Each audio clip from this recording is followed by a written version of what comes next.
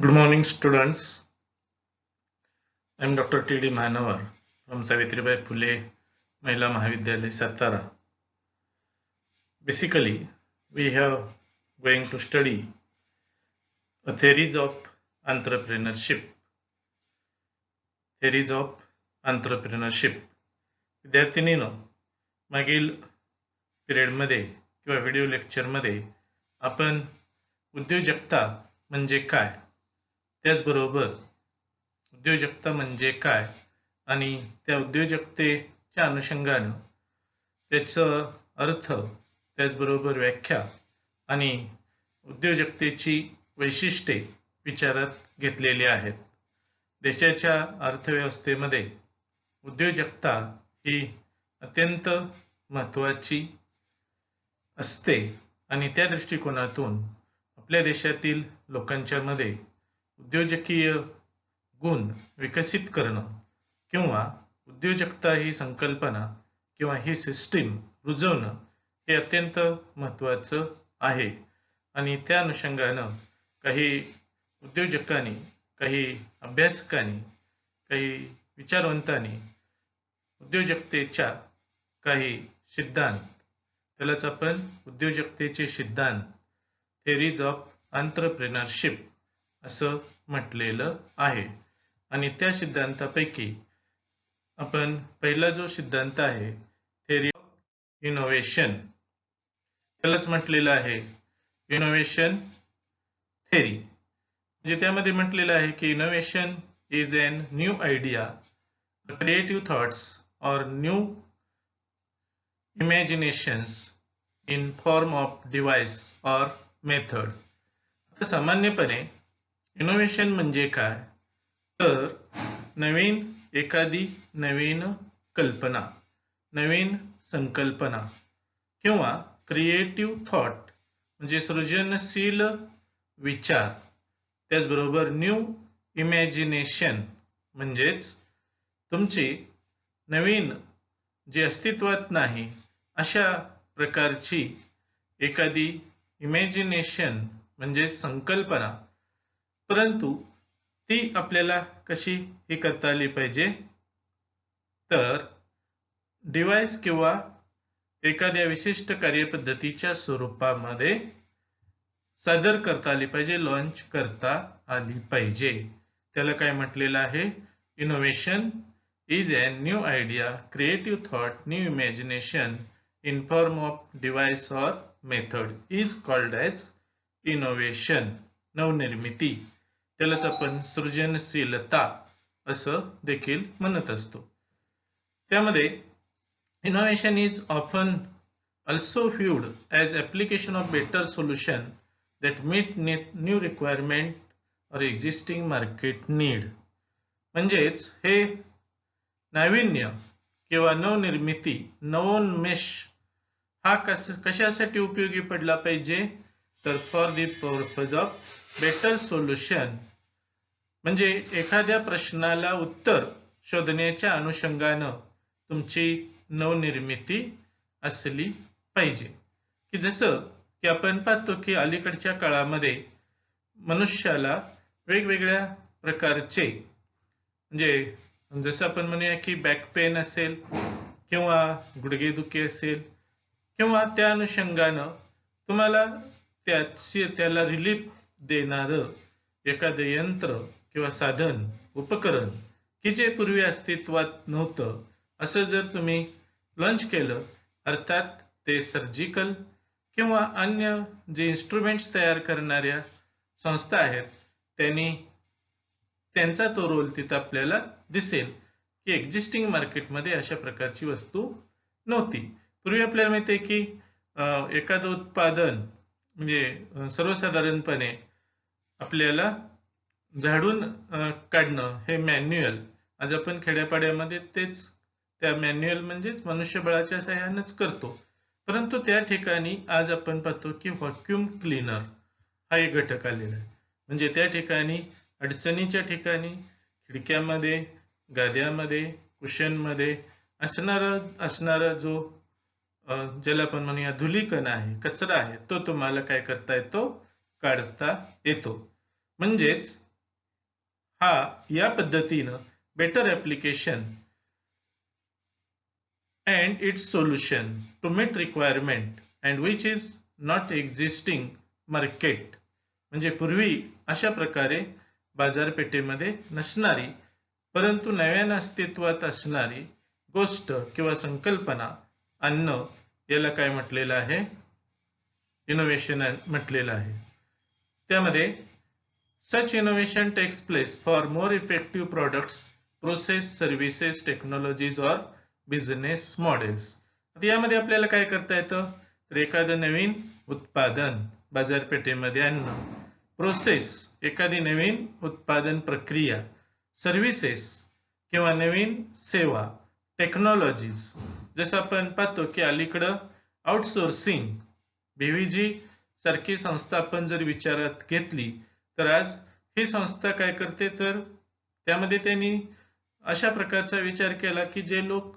कामगार म्हणून काम करतात किंवा चतुर्थ श्रेणी काम करतात किंवा स्वच्छतेची कामं करतात ते पगारदार असतात आणि ते वेगवेगळ्या पद्धतीनं करत नाहीत आणि म्हणून ती कामं जर आपण खाजगी पद्धतीनं करण्याचा ठेका घेतला किंवा त्या पद्धतीनं लोकांना ट्रेनिंग दिलं तर आपण चांगल्या पद्धतीची सेवा देऊ शकतो मला वाटतं मी तुम्हाला पाठीमागं बीव्हीजी ग्रुपच्या कामाबद्दल सांगितलं because he has filled the gap regarding that particular activity किंवा आज आपण प्रायव्हेट ॲम्ब्युलन्स यामध्ये सुद्धा त्यांचं काम मोठ्या प्रमाणात आपल्याला पाहायला मिळतं तर अशा प्रकारच्या अनेक सेवा तुम्हाला सांगता येतील टेक्नॉलॉजीज बिझनेस मॉडेल्स आज आपण पाहतो की अशा प्रकारची नवनवीन मॉडेल्स येताना दिसून येतात म्हणजे जसं की सिंगल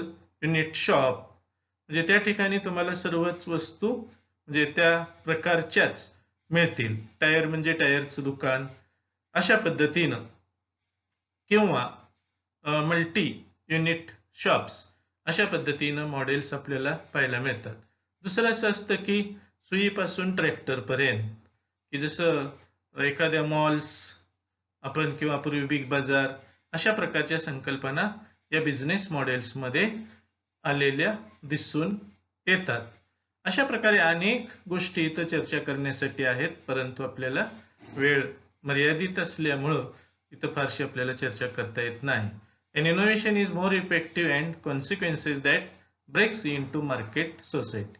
Breaks into हा एक शब्द महत्वाचा आहे म्हणजे ब्रेक्स स्टॅटिस क्यू पोझिशन म्हणजे एखाद्या व्यवसायाला डिमांड नसेल आणि त्या ठिकाणी तुम्ही जर इनोव्हेशन लॉन्च केलं असेल नवीन उपक्रम किंवा नवीन संकल्पना नवीन मेथड जर लॉन्च केली असेल तर त्या ठिकाणी तुम्हाला मार्केट वाढण्यास मदत होते आणि ब्रेक्स द स्टॅटिस क्यू पोझिशन म्हणजे स्थिर किंवा मंदीची अवस्था असते त्यातून आपल्याला बाहेर पडणं शक्य होतं innovation is related to but not the same invention म्हणजे बऱ्याच वेळा इन्व्हेन्शन इनोव्हेशन अँड इन्क्युबेशन अशा प्रकारचे शब्दप्रयोग वापरले जातात इन्व्हेन्शन हा शब्द काय आहे तर एक प्रकारे रिसर्च संशोधनाशी रिलेटेड आहे इथं संशोधन हे फार महत्वाचं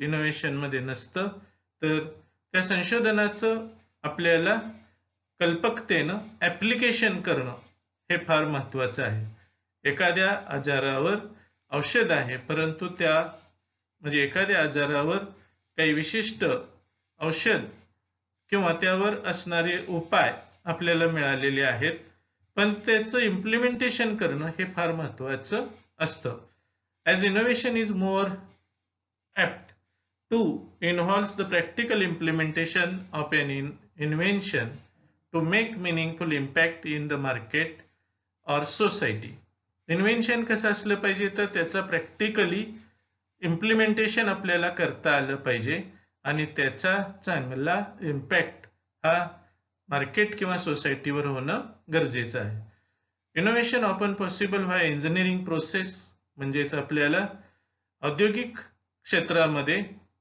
सुद्धा इनोव्हेशन आणता येतं problem being solved is of a technical or scientific nature, म्हणजे आपल्याला तांत्रिक किंवा शास्त्रीय पद्धतीनं तो प्रॉब्लेम नव्या संकल्पनेच्या आधारे शोधता आला पाहिजे.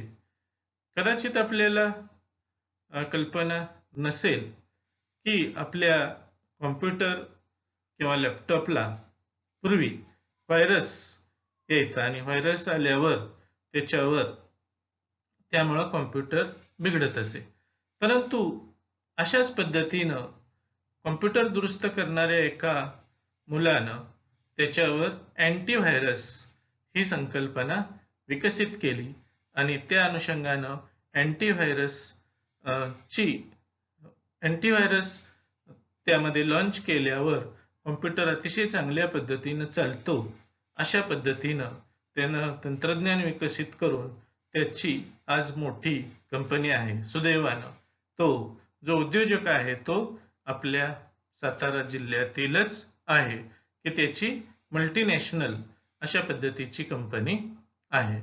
तर अशा अनेक बाबी आपल्याला इथं चर्चा करता येतील. त्यामध्ये या इनोव्हेशनच्या अनुषंगानं जोसेफ शुम्पेटर यांनी ही इनोव्हेशन थेरी मांडलेली आहे.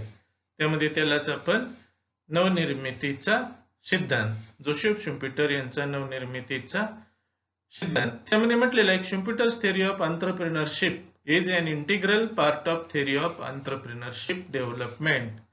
म्हणजे उद्योजकतेचे किंवा व्यवसायाचं सर्वायवल हे कशावर अवलंबून आहे तर त्या उद्योजकाकडे नवनिर्मिती करण्याचं कौशल्य असलं पाहिजे.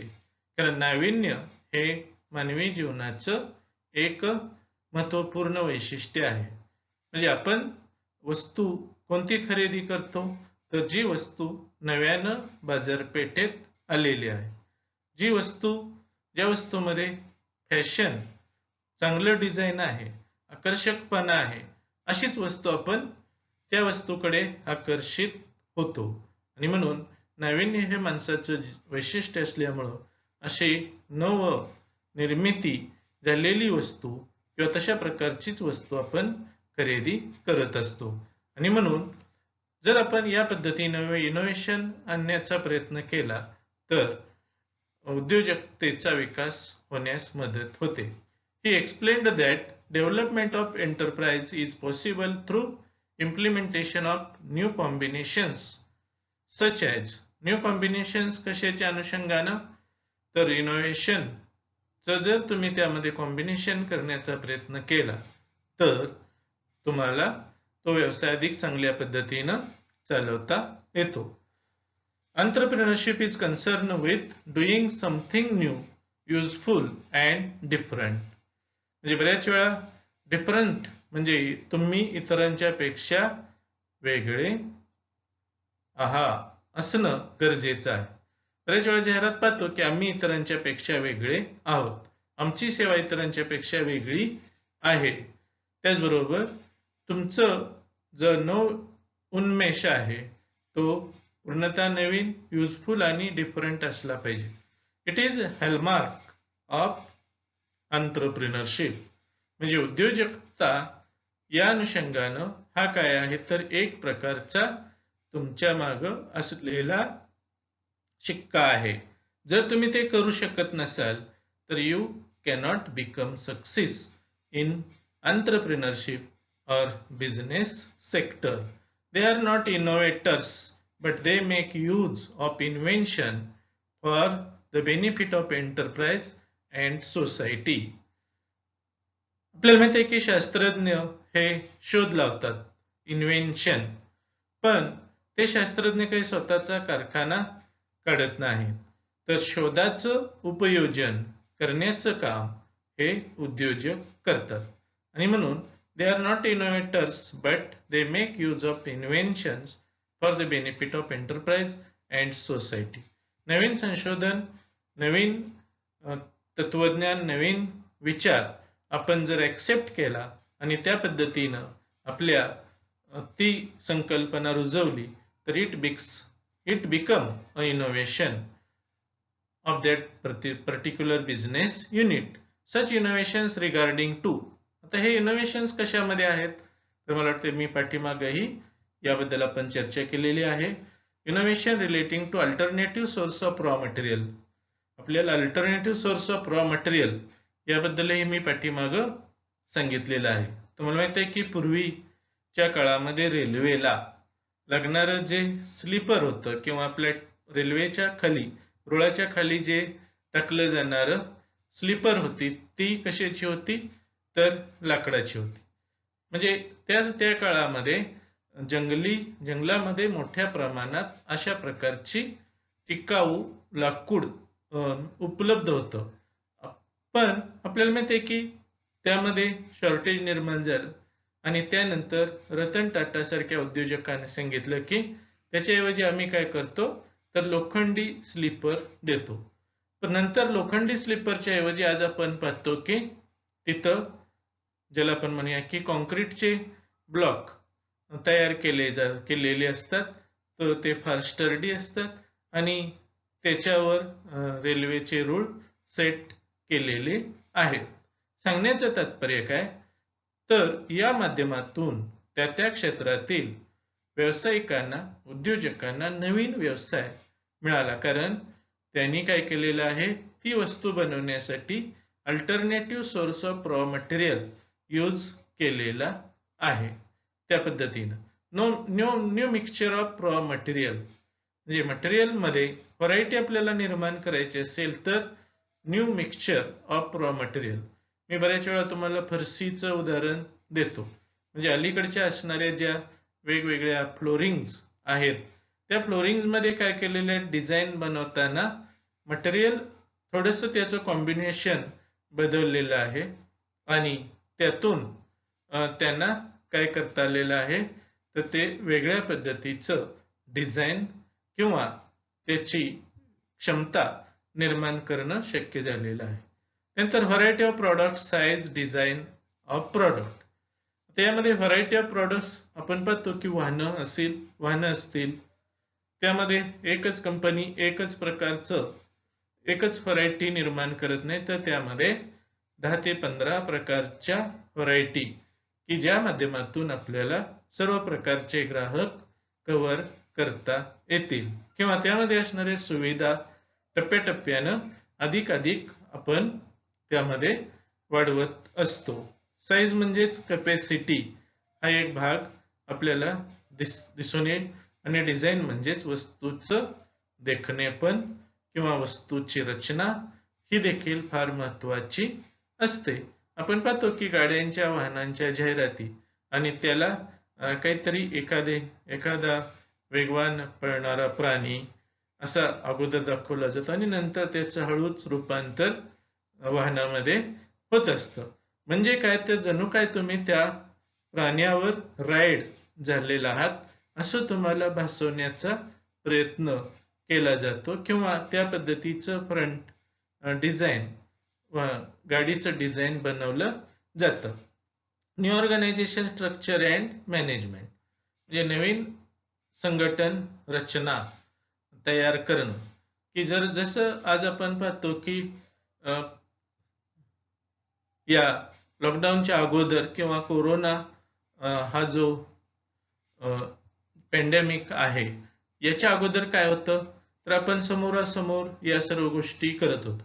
पण आज आपण पाहतोय की ही मीटिंग घ्यायची असेल तर मग झूम मीटिंग म्हणजे हे काय आहे तर न्यू ऑर्गनायझेशन स्ट्रक्चर. त्यामध्ये संबंधित व्यक्तीला त्याची योजना कल्पना धोरण हे आपल्या सहकार्यांना समजावून सांगणं शक्य झालेलं आहे आणि जर ते लोक त्या पद्धतीनं करू शकले नाहीत तर दे कॅनॉट सर्व्हाइव्ह. म्हणजेच न्यू ऑर्गनायझेशन स्ट्रक्चर आज आपण पाहतो की वर्क फ्रॉम होम ही संकल्पना आलेली आहे. अशा अनेक गोष्टी आहेत. Different quality of product innovation related to use of product alternative use म्हणजे एकाच वस्तूचे वेगवेगळे उपयोग आपल्याला सांगता आले पाहिजेत किंवा त्याचा शोध देखील घेणं गरजेचं आहे. Combination of product and service म्हणजे आम्ही फक्त वस्तू विकत नाही तर त्या वस्तू सोबत सेवा देखील विकतो. वस्तूसोबत सेवा देखील विकतो. मग या ज्या संस्था, त्यामध्ये आपण पुढं किंवा मार्केटिंग मध्ये तुम्ही पाहिलेलं आहे की मार्केटिंग मिक्स, आणि या मार्केटिंग मिक्स मध्ये काय आहे तर वस्तू आहे, त्याचबरोबर किंमत आहे, त्याचबरोबर प्रमोशन आहे, म्हणजे सेल्स प्रमोशन, आणि सर्व तुम्ही मान्य केलं, परंतु प्रमोशनच्या गोष्टीमध्ये वॉरंटी गॅरंटी किंवा आफ्टर सेल सर्व्हिस द्यायचं मान्य केलं नाही तर आपण वस्तू खरेदी करत नाही. म्हणजे 3 गोष्टी तुम्हाला मान्य आहेत, पण शेवटची गोष्ट तो विक्रेता किंवा उत्पादक देत नाही.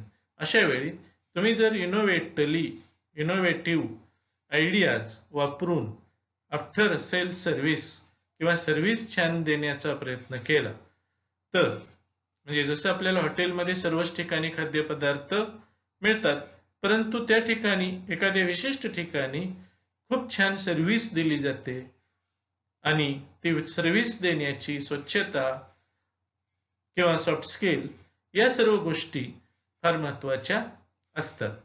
New market area segmentation of market, यामध्ये तुम्ही FYBCom मध्ये सेगमेंटेशन ऑफ मार्केट याचा विचार केलेला आहे. म्हणजे फोकस तुम्हाला करता आलं पाहिजे, म्हणजे विशिष्ट वर्गासाठीच हे तुमचं प्रॉडक्ट आहे असं तुम्हाला दाखवता आलं पाहिजे.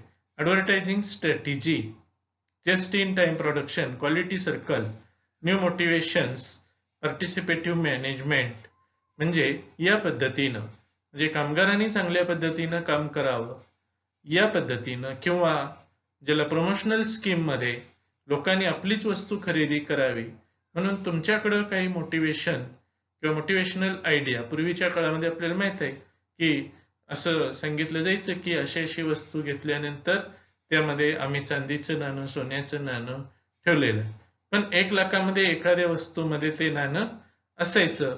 अशा पद्धती किंवा लॉटरी सिस्टीम, अशा काही अनेक गोष्टी की जेणेकरून लोक आपल्या वस्तू खरेदी करतील, या अशा अनेक बाबी आपल्याला त्यामध्ये सांगता येतील. आता त्यामध्ये काय म्हटलेलं आहे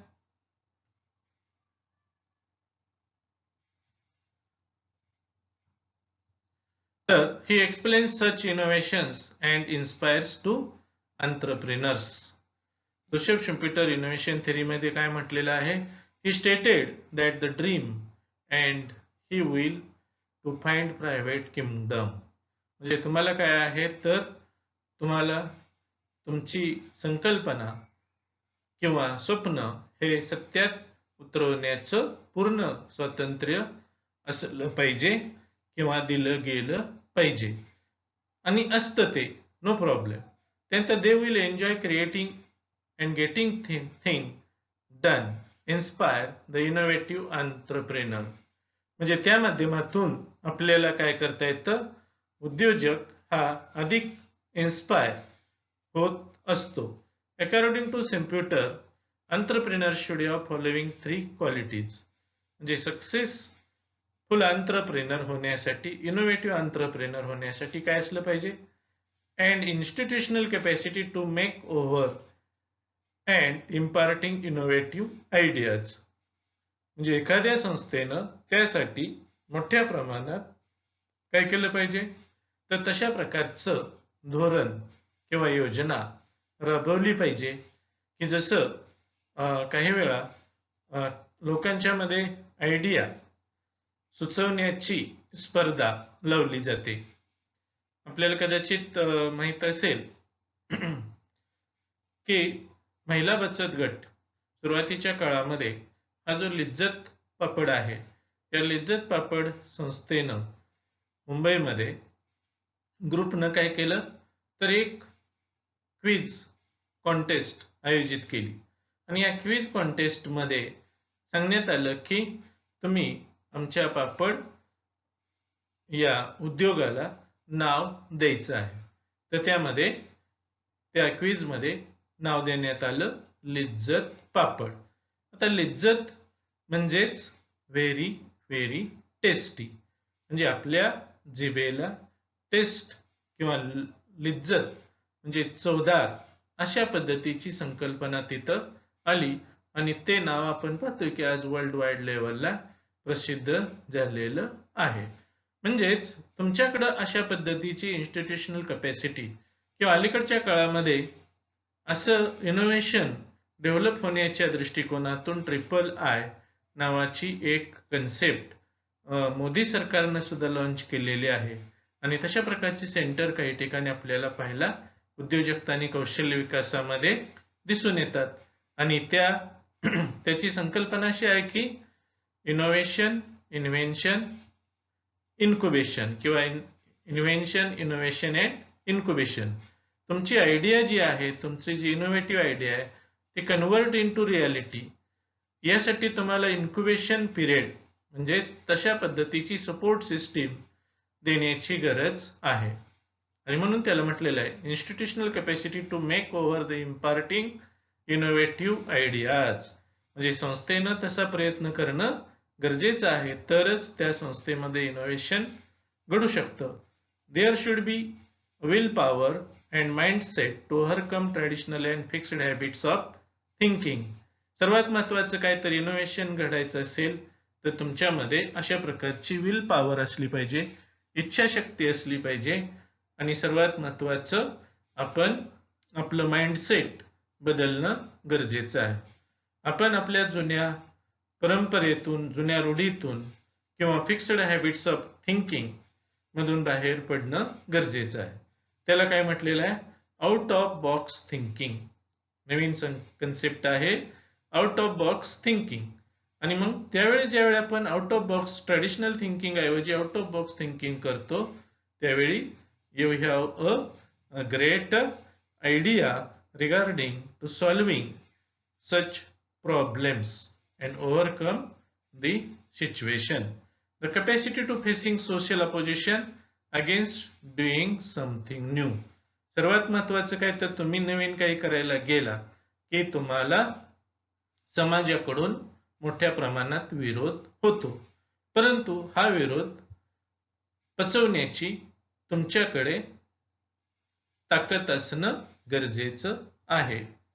तशा प्रकारची मानसिकता आपण ठेवणं गरजेचं आहे. तर अशा पद्धतीनं आपण काय केलेलं आहे तर जोसेफ शुम्पेटर्स इनोव्हेशन थेअरी याचा आज अभ्यास केलेला आहे. आणि हा व्हिडिओ आपण निश्चितपणे शांतपणे ऐकून घेणार आहात, त्याबद्दल तुमचं मनपूर्वक आभार. या ठिकाणी आपण थांबणार आहोत. धन्यवाद.